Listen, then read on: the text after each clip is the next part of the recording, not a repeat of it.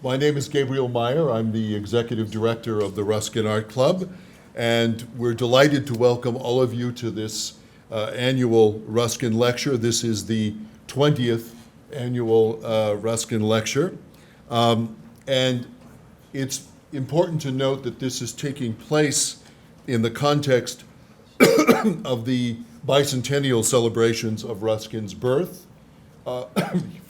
First of all, here in Southern California, where we're doing a number of activities throughout this 2019 Ruskin year, but also significant events going on in the UK, in Italy, in Europe, and in Japan, where there's a great interest, has been a great interest of Ruskin for more than a century.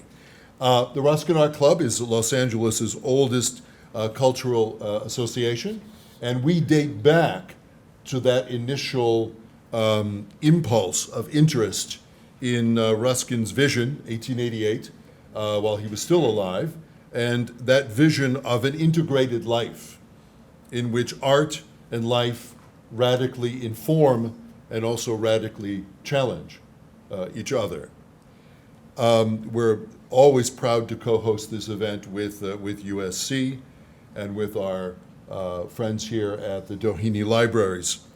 And we're delighted also again to have this opportunity to celebrate Ruskin's legacy in the 21st century in a time when when there's renewed interest in his ideas and also in the relevance of those ideas to the particular predicaments, might be the right word, that we find ourselves in, aesthetically, economically, socially, and in terms of the environment, where Ruskin truly was a prophet, a tragic prophet, but a prophet.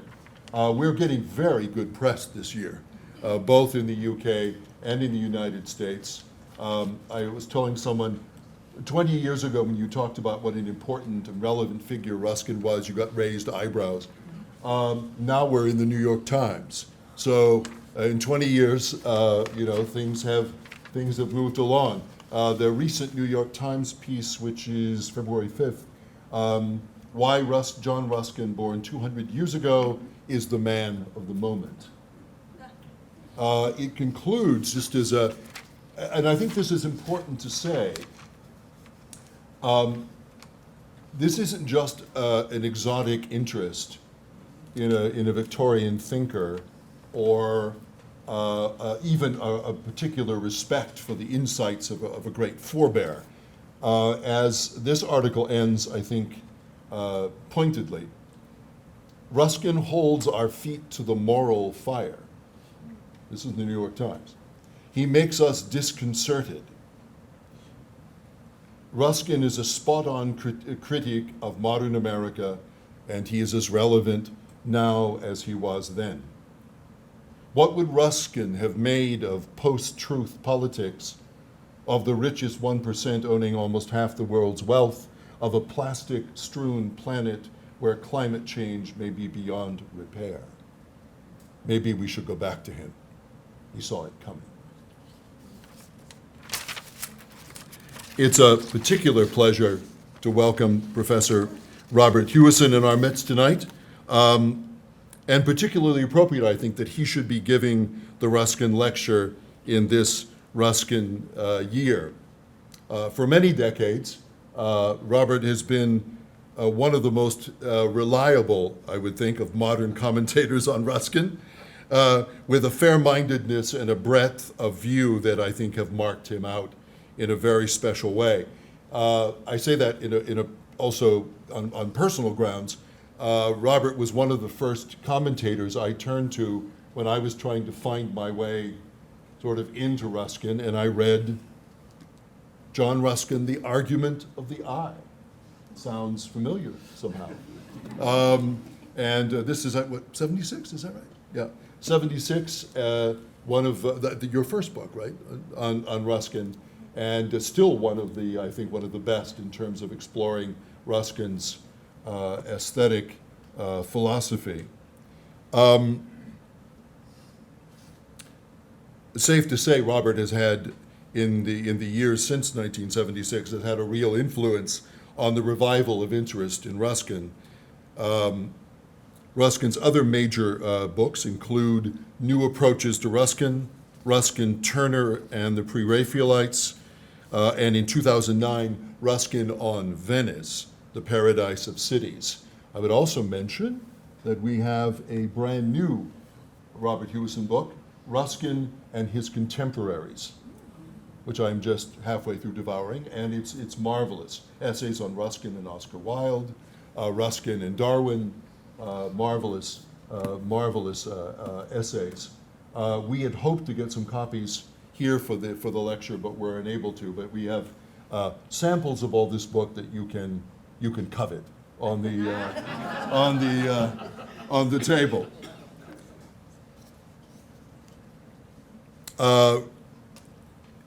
Also, to go on with the curriculum vitae, Robert was also professor, the Slade Professor of Fine Arts at Oxford, a position that many of you may know was created originally for Ruskin in 1869.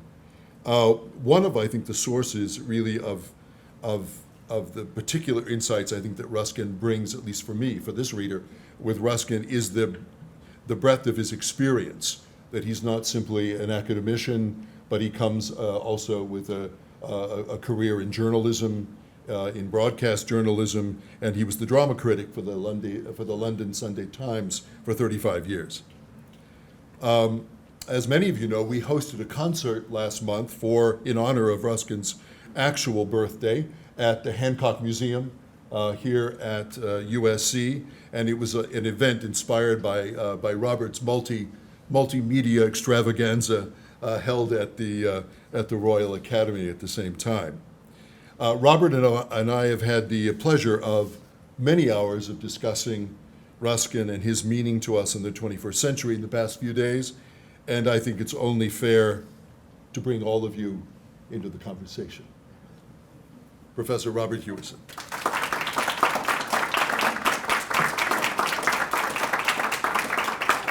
Thank you so much, Gabriel. And may I say, it's traditional that, speakers say, oh, what an honor it is.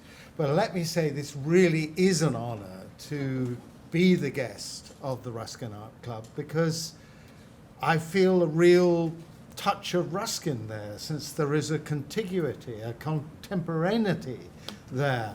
And Gabriel, who's been, as it were, Virgil to my Dante in Los Angeles, drove me out there, and I saw the exterior of the original clubhouse and so on, and I felt a frisson. I really did. I felt a frisson.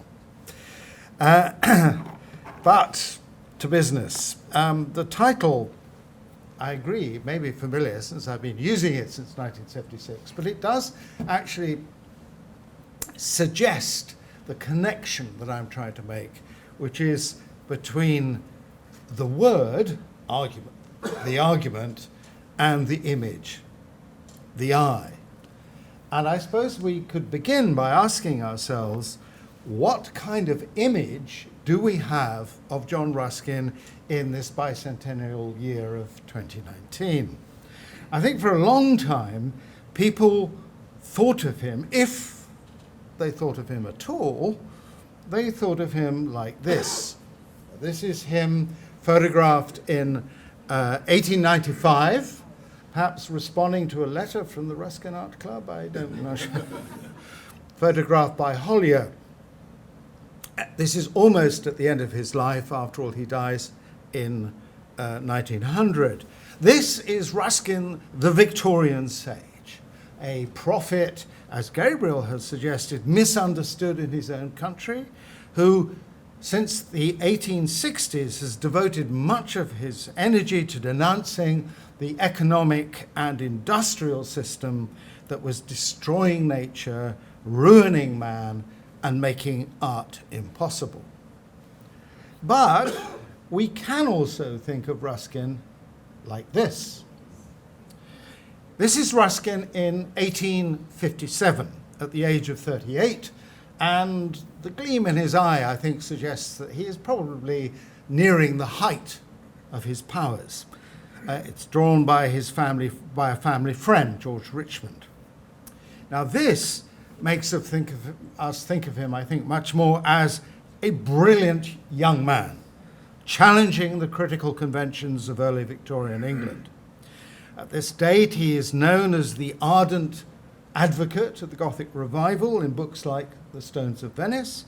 He is a defender of the Pre-Raphaelite Brotherhood and a passionate proponent of the work of J.M.W. Turner in the ongoing series of volumes known as Modern Painters.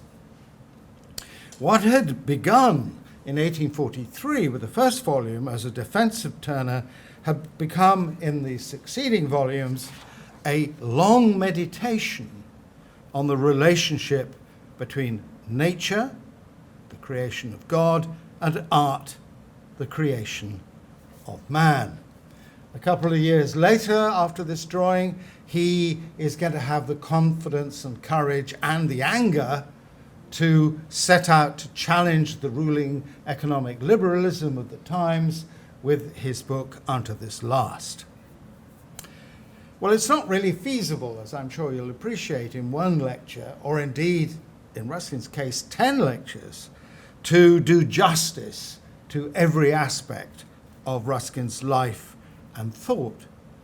That would involve discussing aesthetics, economics, geology, botany, philology, theology, interests that he himself never kept in separate compartments, but always was trying to bring them together into a moral unity. And similarly, in a lecture of this sort, I'm not going to be able to say a great deal about the desperate tragedies of his private life, though I will be talking about some of it. So, I'm going to concentrate on a single theme which I think helps us find a kind of synthesis between these different interests and experiences. And that is the very special relationship that exists in Ruskin's work between the word and the image. I'd like to show how a man whose reputation for the beauty of his prose lasted a lot longer than admiration for his ideas had a primarily visual imagination, and that visual ideas and actual images are the foundations of his written words, which is why I have called this the argument of the eye. Now, my title begins to justify itself when you appreciate that what makes Ruskin distinctive from most other major Victorian thinkers is quite simply that he could draw as well as he could write. So as a result, it's possible to follow the development of his ideas through his own drawings. He never thought of himself as a professional artist, but the practice of making visual studies of his subject gave his writings on art and architecture a specific kind of authority. I always say to my students, I've been teaching at Columbia recently, the great thing is the language, yes, it's difficult, but you can have this absolutely direct connection because there's nothing between you and the drawing. So why am I showing you this particular drawing? Well, it's a very informal, not really finished sketch, but I'm doing so for a reason. Ruskin made it in Venice towards, that's pretty obvious, I suppose you could work that out, in Venice towards the end of 1876. It's drawn from the balcony of his hotel room on the Grand Canal, which was right next door to the little Gothic palace, the Casa Contarini Fasan. Now you see this little Gothic detail.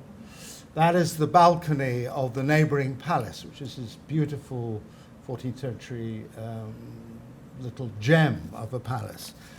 And of course, from his hotel room, you can see that he was looking down into the basin of St. Mark's, now totally defiled by cruise ships.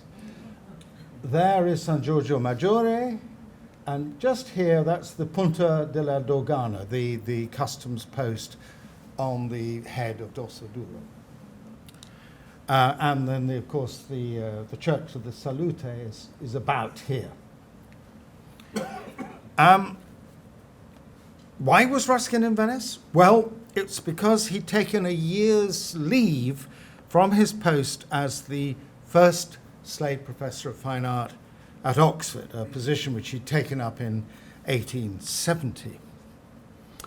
He'd taken a year's leave because he actually wanted a break from his battle with the authorities at Oxford. Ruskin was never an easy man when it came to dealing with institutions, but more importantly, he was trying to get over his grief at the death the year before of Rosatoche, the young woman whom he had hoped to marry, but who had rejected him, and as she descended into a form of religious mania before dying at the age of 27. We think of anorexia nervosa. This is Ruskin's portrait of Rosatoche at the age of 13 or 14. You could say that in this year, 1876, Ruskin, now aged 57, was at the halfway point between young radical and old sage. And indeed, during this winter in Venice, he experienced a kind of midlife crisis where he very nearly went mad for the first time. He survived, he made it through, but it did prompt him to write a fragment of autobiography, one that allows us into his mind, where we can explore his intellectual formation and see how certain images helped to shape his ideas. This visit to Venice was the longest he'd made since the completion of his masterpiece, The Stones of Venice, a study of the moral and cultural fall of the city that he'd completed in 1853. When he went back, he had hoped to recapture all the delight of first knowing Venice as he had as a young boy in the 1830s. But the 19th century had caught up with the city, and so much has changed. He wrote to a friend, "To find all the places we had loved turned into railroad stations and dust heaps. There are no words for the withering and disgusting pain." In February 1877, Ruskin moved out of his hotel on the Grand Canal, from which he'd done that earlier drawing, to cheaper lodgings above a trattoria on the Zatari. Those of you who know Venice will know it's the long embankment that looks south across a wide sweep of water lying between the main body of Venice and the island of the Giudecca, which was then basically a proletarian and industrial area. This particular view was painted that very year of 1877 by a young American painter, John H. Hwachtman. And the building where Ruskin stayed has since been replaced by the Calcina Hotel. Where he stayed was just here. That's where the little trattoria was. And now the Calcina Hotel stands there. And being a hotel, it has a plaque which says, "Yes, Ruskin stayed here," which of course is completely untrue because the building did not exist. This is a very early example of the heritage industry at work.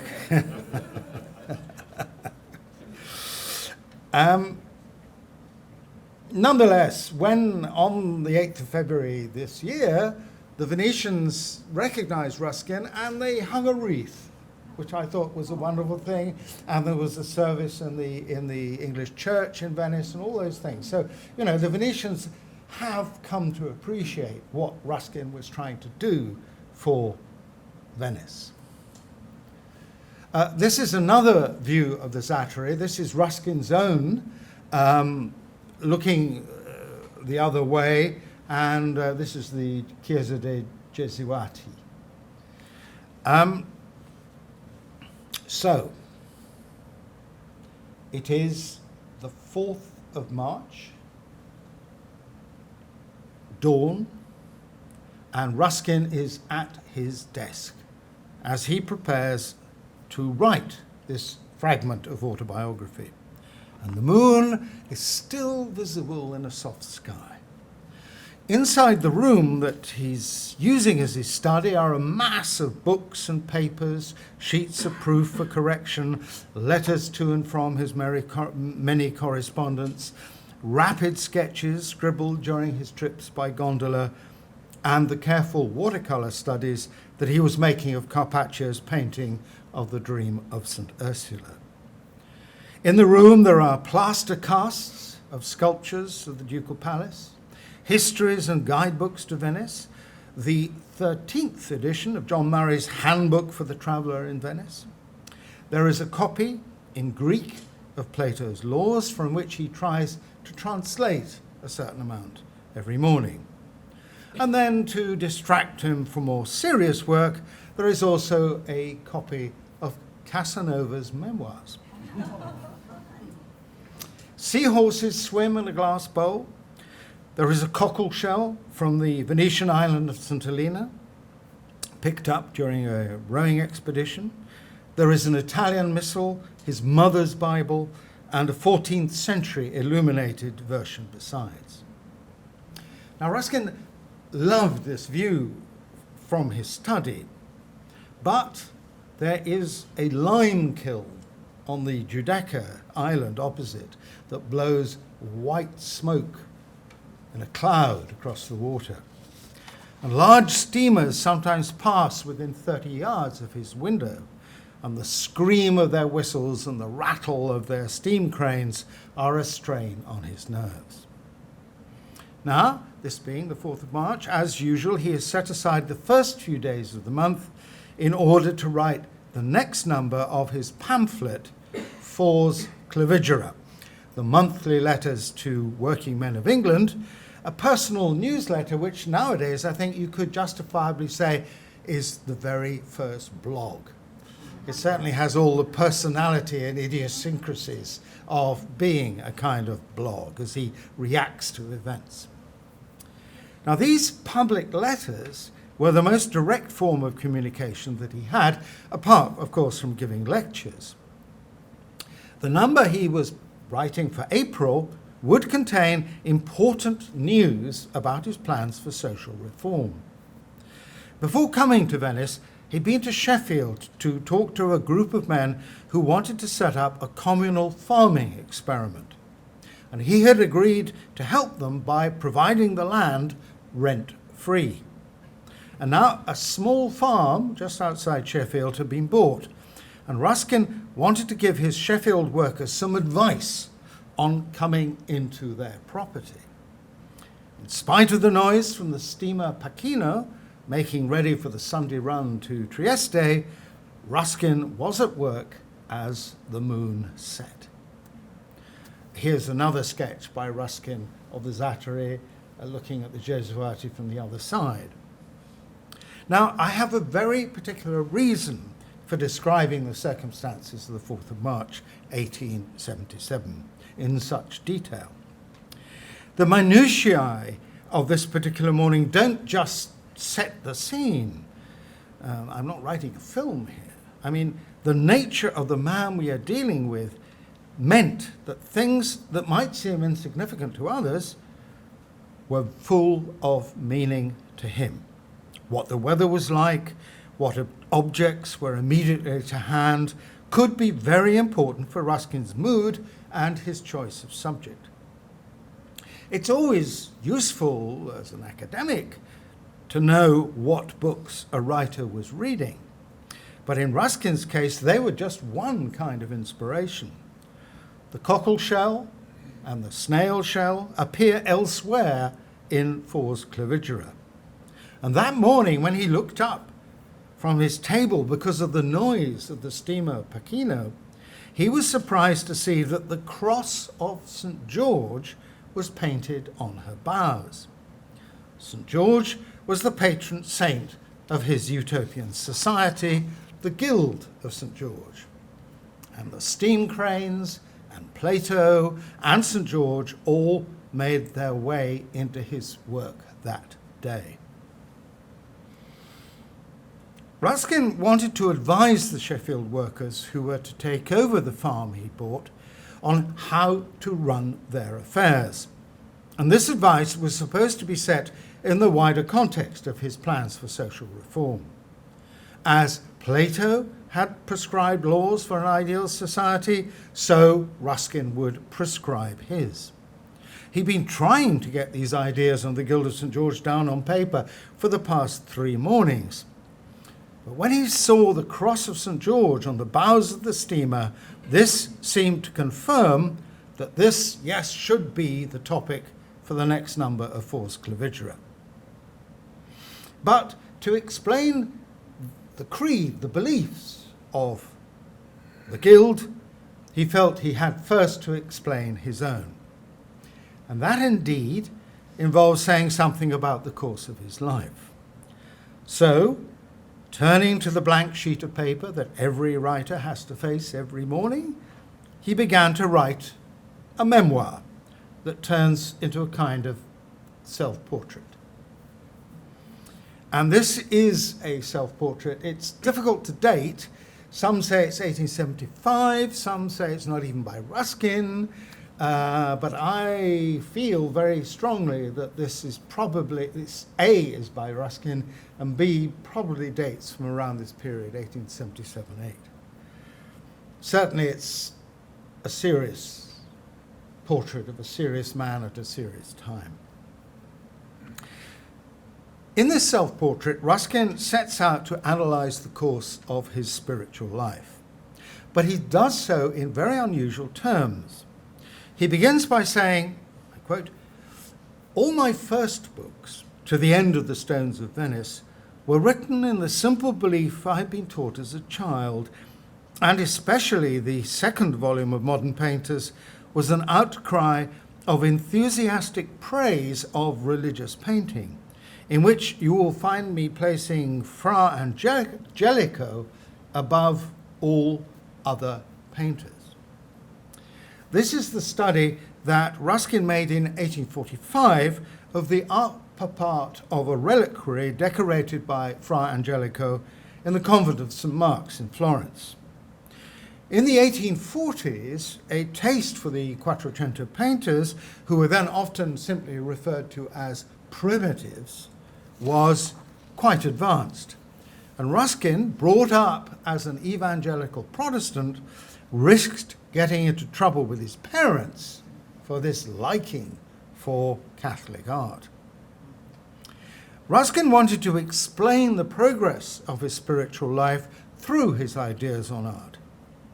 His justification was that the teaching of art is the teaching of all things. Now that may sound a bit glib, but for Ruskin, this was an article of faith, of religious faith throughout his life.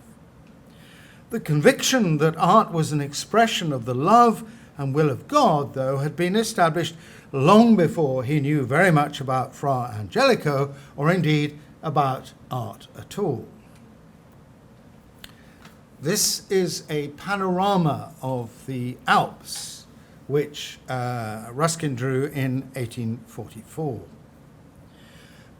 The source of Ruskin's faith was nature, which he understood in terms that were at the same time romantic, religious, and scientific.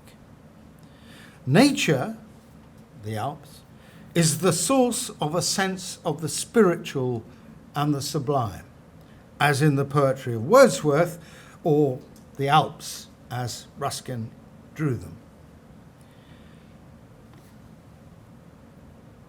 This belief was also religious because the principles of natural theology taught that the earth was the creation of God, and the surface of the earth bore the traces of the handwriting of God.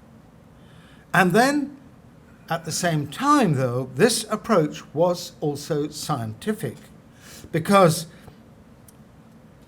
if it was the creation of God, then nature should be studied in terms of geology and botany in order to increase the knowledge of the work of God. So, the simple belief I had been taught as a child was pushing Ruskin towards a visual understanding of the world. From a young age, he made collections of minerals, at the same time trying to express his passion for the external world in poems modelled on Wordsworth and Byron, and through his own picturesque drawings. The contemporary artist, or the modern painter, who brought all these ideas together for Ruskin was Joseph William Mallard Turner. And in 1836, when he was just 15 years old, Ruskin had a chance to defend the man who would become his hero. In 1836, Turner showed this painting, which he called Juliet and Her Nurse, in the annual Royal Academy exhibition. As you know, we all associate Juliet with Verona, but it appears she was on a day trip, because here is Juliet and her nurse enjoying the splendor of the fireworks and the displays and the sort of carnival scene in Venice. Unfortunately, this painting gave violent offense to the neoclassical taste of the art critic of the conservative Blackwood's magazine. Perhaps he thought Turner was being a bit naughty, bringing Juliet to Venice in this way. Young Ruskin rose in Turner's defense, protesting in an essay that the painting was not the mess of absurd colors and false perceptions that the critic of Blackwood's claimed it to be, but that it was a true representation of the scene, both accurate and sublime. Well, Ruskin's essay wasn't published until after his death. His father sent it to Turner for his opinion, and Turner, being a bit of a curmudgeon and not liking publicity, said, no, don't bother, no, leave them alone. But the manuscript survives, so we know about it, and I would argue that at this moment that Ruskin begins to find his direction in life. Now, the way ahead was not at first clear. Like many young people, he began by following the tastes of his parents, who liked to collect pictures of pleasant and picturesque landscapes constructed on the conventions that derived from the landscape painters of the 18th century. But as Ruskin learned more about Turner and got to know him by buying his work, this view of the Pass of Fido on the St. Gotthard in Switzerland was directly commissioned by Ruskin from Turner in 1843. Through this close connection with the artist, he began to appreciate Turner's genius and set out to argue for the profundity and modernity of Turner's vision in modern painters. Here is Ruskin, aged 24 at the time of the publication of the first volume of Modern Painters in 1843. It's based on a now lost portrait. That volume was well received, but this was only the beginning of a project that would not be completed until the appearance of the fifth volume in 1860. And in truth, when he started, Ruskin's knowledge of art and art history was pretty limited. In fact, it wasn't until after he had published that first volume that he decided, well, perhaps he really should make a serious study trip to France and Italy. He'd already travelled on the continent with his parents several times before, but in 1845, for the very first time, he set out for Europe on his own. Well, apart from a servant and one or two people to help him, of course. And as Ruskin describes in this fragment of autobiography, the effect of that journey was overwhelming.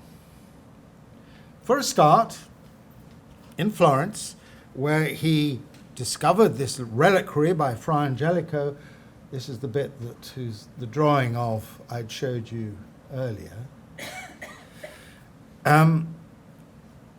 In Florence, he had to admit that there were artists who painted in a very different way to Turner. In spite of his Protestant prejudices, he accepted the religious spirit of Angelico and other artists who literally were pre-Raphael, and saw that their religious vision was as valid as the romantic imagery of Turner. He wrote in a letter to his father that in the list of great religious painters, he had to put Angelico in a class by himself. He is not an artist, properly called, but an inspired saint. And that is why the second volume of Modern Painters became that outcry of enthusiastic praise of religious painting.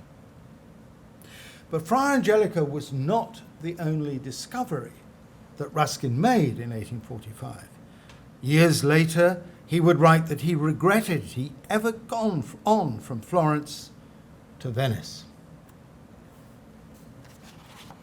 First of all, the decay of many of the buildings shocked him, and the restorations that were being made also made him furious. Does anybody know what this building is? I shouldn't think so, because now it's been so restored, it's been restored to an inch of its life. It's actually the Fondaco dei Turchi, which was restored in the 1860s. So in order to record as much as possible of what he saw, Ruskin did two things. He began to acquire examples of that early form of photography, the daguerreotype, and because he was beginning to see architecture differently, he began to change the way he drew. This study of the principal arcade on the front of the Casa Loredan, the Byzantine Arcade, is no longer conventionally picturesque. It's not a composed image, nicely placed, even though the observant will see that he quite likes this little bit of weed growing out of the thing, growing out of the cask, and so on. But it is a full head-on study where Ruskin is looking for facts. And there was yet another discovery to be made in Venice. The religious content of works by Angelico was enough to justify Ruskin's pleasure in looking at them, but in Venice he was seduced by the sensual powers of Titian and Tintoretto, and his Protestant conscience was troubled. This is Tintoretto's Enunciation. Recalling his feelings in 1877, Ruskin wrote, "I discovered the gigantic power of Tintoret and found that there was quite a different spirit in that from the spirit of Angelico. And analysing Venetian work carefully, I found and told fearlessly, in spite of my love of the masters, that there was no religion whatever in any work of Titian's, and that Tintoret only occasionally forgot himself into religion." Well, the power of Tintoretto was indeed gigantic. One day, having idled by the canals and sketched the market boats, Ruskin and his friend and latest drawing master, J.D. Harding, wandered into the halls of the Scuola di San Rocco, and they were overwhelmed by what they saw. Now, we're all used to seeing pictures, Tintoretto and so on. Imagine, it's 1845, there's no photography, there's no colour, there are no books, and you see this for the first time, smack, the real thing. Ruskin wrote home to his father, "I have had such a draught of pictures today, enough to drown me. I never was so utterly crushed to the earth before any human intellect as I was today before Tintoret." Ruskin found that he felt obliged to delay his departure from Venice in order to make this black and white study from the central section of the Crucifixion. I think you can see the intensity of his response in the vigor of his drawing. In his list of painters, Tintoretto was now in the school of art at the top of everything. The sensuous nature of the experience of seeing Tintoretto was a reminder to Ruskin of his own humanity. A repressed only child of elderly middle-class evangelical Protestant parents, he felt a delight in the faculty of sight that helped to compensate for other pleasures that were unknown to him. The consequence of the experience in the Scuola di San Rocco was not simply a major revision of modern painters. Ruskin felt that there was a connection between the art of Tintoretto and the city of Venice that seemed to be crumbling around him. A link was made in his mind between art, man, and society. He wrote, "Tintoretto swept me away at once into the mare maggiore, the wider sea of the schools of painting which crowned the power and perished in the fall of Venice, so forcing me into the study of the history of Venice herself, and through that into what else I have traced or told of the laws of national strength and virtue." The effect of this conjunction of art and social questions can be seen in the more critical attitude developing in Ruskin's drawings. Now, this drawing of 1846 of the south side of St. Mark's after rain is actually a lovely drawing. It's beautifully sensitive. If you've ever been in Venice and there's been a shower of rain, you know how the marble pavements glisten? And he's achieved all that, just with a couple of brush strokes. It's brilliant. So you think, and this is very nicely composed with the edge of the Ducal Palace Broglio there. But, look, there, number three, and there are one or two others. He's also making notes in a notebook, and that letter, number 3, refers to a long analysis of the marble and what it's for and so on. So he's writing up his ideas in a notebook. And of course, this decision to study Venetian cultural history led, of course, to the Stones of Venice, published in 3 volumes between 1851 and 1853. And it led to drawings, if you can call it a drawing, like this. Ruskin rapidly discovered that the literary evidence about the architectural history of Venice was confused, non-existent, or contradictory. And so he was forced to turn to the evidence of his own eyes. And he made an intense study of the fabric of the city, measuring and drawing in notebooks and worksheets like this. This is a study of the tracery in the windows on the piano nobile of the Cardoro. And he's actually got, we know exactly what date it was done, number 17, November the 19th, etc. And he would do at least 1 or 2 of these a day, write them up in a small notebook and then in a big notebook. So there is a whole elaborate critical study. And, of course, he wasn't just drawing. He was making plaster casts, and he bought his own daguerreotype machine. This was also the time when he began to promote another group of modern painters, the pre-Raphaelites. And here is Ruskin, painted by Millet, a portrait begun just as he was writing the index to the Stones of Venice. We won't go into the marital issues surrounding this particular painting, which is still a magnificent work now, the Ashmolean. Ruskin argued in the Stones of Venice that there was a direct connection between the condition of art and the health of the nation that produced it, and applied to the whole historical and architectural fabric of the city that kind of analysis. Now, these human interests pulled against the spiritual, for he found that although the religious painters depicted a spiritual vision that as a religious man he could respect, their art did not seem so great to him and did not give so much pleasure to him as those of more worldly men.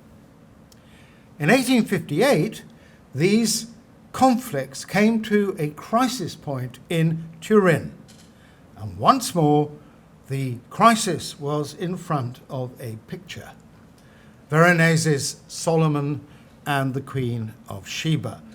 Here is the Queen of Sheba. Solomon is right up there, and the observant amongst you will see there's a camel there, which is right nice and so on. Now, Ruskin gives two accounts of the spiritual change that overtook him in 1858, one written on that morning in Venice in 1877, another later in his unfinished autobiography, Praeterita. The accounts differ, although the result is the same. Ruskin sloughs off the evangelical Protestant faith of his childhood. In the first version, he leaves his work in the art gallery in Turin. What he's doing is making copies of various sections of this painting. He leaves the art gallery in Turin, and he goes to hear a Protestant service in an evangelical chapel. A little squeaking idiot was preaching to an audience of 17 old women and 3 louts that they were the only children of God in Turin, and that all the people in Turin outside the chapel and all the people in the world out of sight of Monteviso would be damned. And I came out of the chapel in sum of 20 years of thought, a conclusively unconverted man. Now, in the later version, in his autobiography, the moment of decision is not so sudden. After the service, he goes back to the gallery, and it's there, in front of this picture, that the essential change takes place. Here's a detail with the Queen of Sheba and her maids. Ruskin writes, Paul Veronese's Solomon and the Queen of Sheba glowed in full afternoon light. The gallery windows being open, there came in with the warm air floating swells and falls of military music from the courtyard before the palace, which seemed more devotional in their perfect art, tune, and discipline than anything I remembered of evangelical hymns. And as the perfect colour and sound gradually asserted their power on me, they seemed finally to fasten me in the old article of the Jewish faith, that things done delightfully and rightly were always done by the help and in the Spirit of God. This second version, I think, tells us more clearly what happened to Ruskin. He'd been suffering religious doubts for years, but it took a picture, the argument of the eye, to decide him finally. It was, in fact, a synesthetic moment, for not only was there the sensual beauty of Veronese, but also music, so that perfect colour and sound combined to ease him of the problem that had troubled him for so long. The change was not the result of a carefully argued debate between two sets of religious principles. It was a choice of images between the negative sterility of the Protestant chapel and the jewels and colours of Veronese. So Angelico, Tintoretto, and now Veronese mark the milestones in his life. One effect of the moment in the gallery in Turin, however, was that Ruskin moved away from the study of art for a while.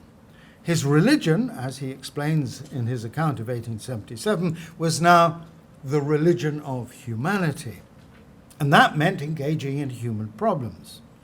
The 1860s are the years of social criticism of Unto This Last, when he found that, however popular he may have been as an art critic, his attack on the economic philosophy of his day was considered ridiculous.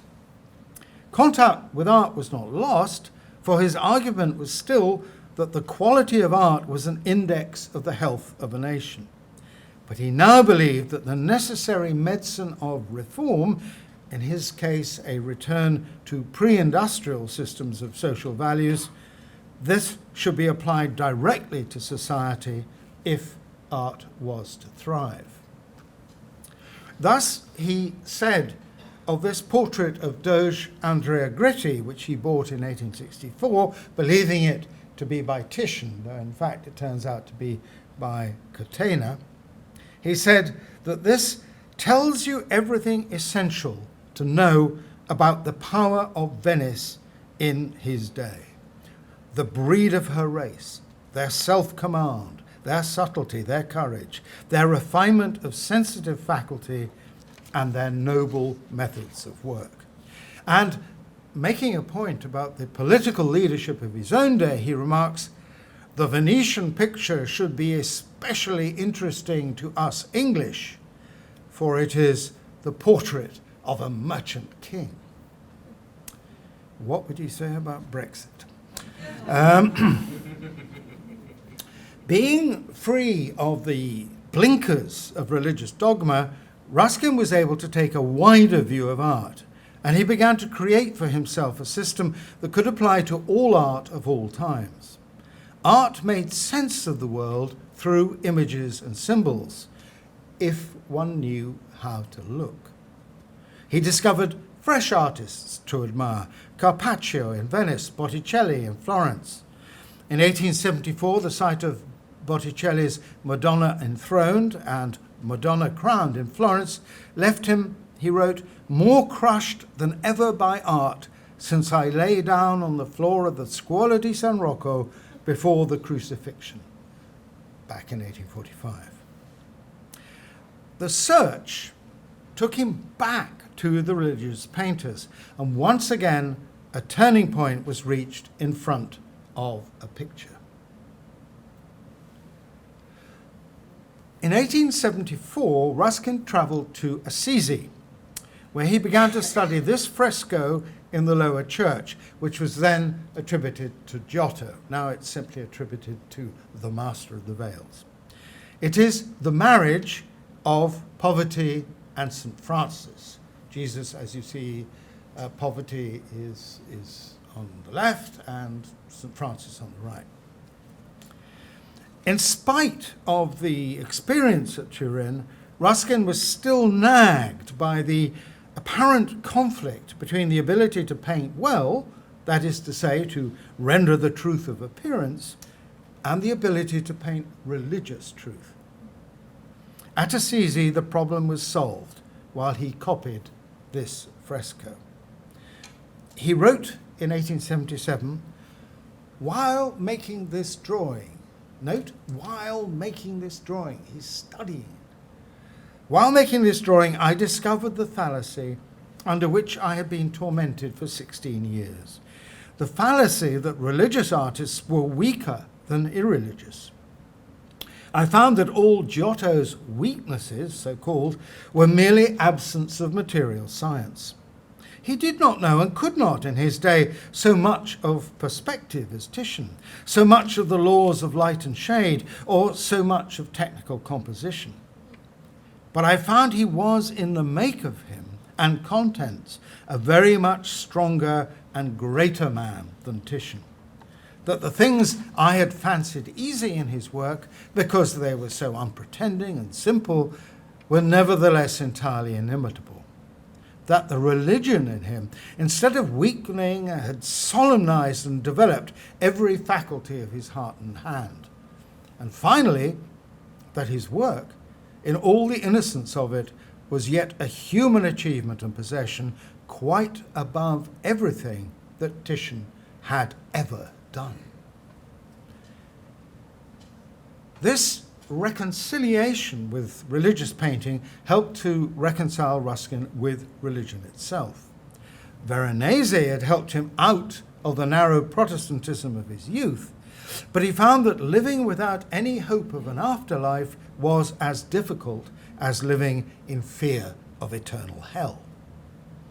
The return to belief was not a step back into earlier attitudes, rather it was an expansion, as he saw first that Protestantism and then agnosticism were too narrow to permit a full comprehension of the world.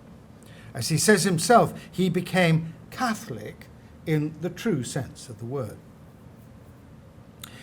The problem for Ruskin's audience, though, was that his expanded vision seemed to be becoming more and more mystical.